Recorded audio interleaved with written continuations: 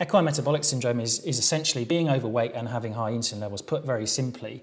And we all think of being overweight and having fat tissue or adipose tissue as we think of adipose tissue as just being a storage organ, which it's not. It's really quite an important organ that produces lots of very active molecules that have all sorts of effects on other body systems.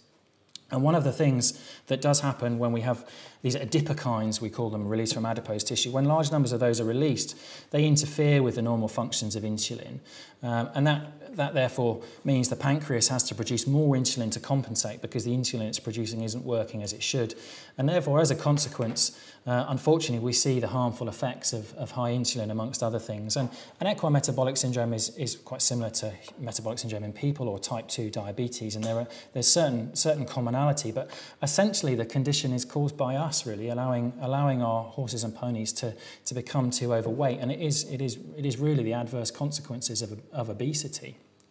And if we think about how horses have evolved over time, it's perhaps not really that surprising that they are starting to now run into problems. Traditionally, horses lived in landscapes that were pretty barren, and certainly our native ponies, the clues are in the name, Shetland ponies and Welsh mountain ponies, they didn't live in nice sunny climes in the south of England or other parts of the country where there was large amounts of dairy grass. So we have taken them really from where they evolved to live to a completely alien environment. And where they evolved to live, being insulin resistant as a result of becoming fat was actually quite useful. So they gain this fat tissue that interferes with the function of insulin, and that actually allows them to survive better when food is scarce through the winter, and it actually gives them a survival advantage. And what would normally happen as food was scarce during the winter is they would lose weight just because they couldn't find the calories they needed.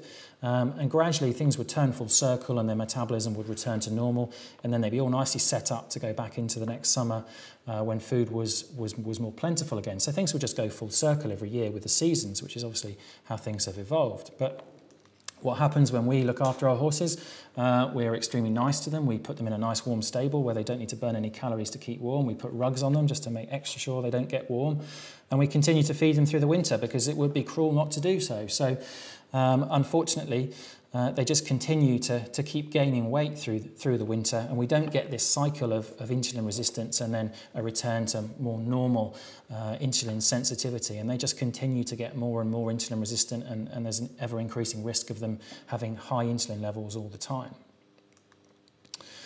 So I think it's important to kind of discuss how this might have happened, and there's been a couple of studies recently looking at how fat or how the levels of obesity and horses being overweight in the UK.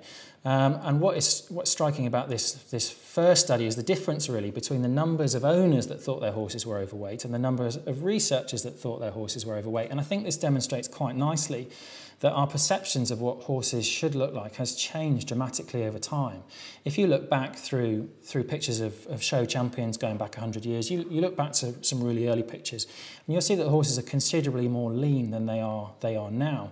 And our views over time have become distorted of what horses are naturally supposed to look like. And we could say the same about ourselves. If you look at people in the Victorian era, they were considerably slimmer than they are now. So our perceptions have shifted just because what we see now is what we consider to be normal.